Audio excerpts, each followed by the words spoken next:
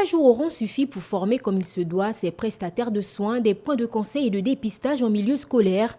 Autrement dit, les conseillers d'orientation pédagogique, les assistants sociaux et les infirmiers qui devront à leur tour inciter les élèves au dépistage du VIH. C'est la fin de la formation des prestataires qui vont œuvrer dans les points de prestation de conseil et dépistage du VIH dans les établissements scolaires.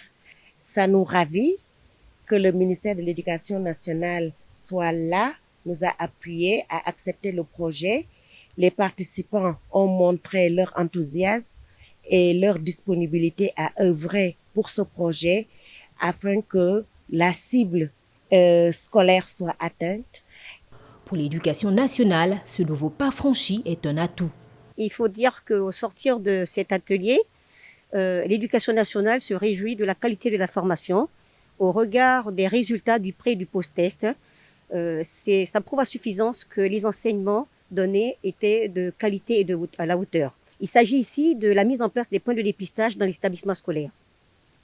Les prestataires de soins formés ici sont dans les établissements retenus. Il s'agit d'un projet pilote et donc les 11 établissements retenus vont donc lancer le projet. Au Gabon, on compte plus de 10 établissements retenus dans le cadre du dépistage au VIH en milieu scolaire.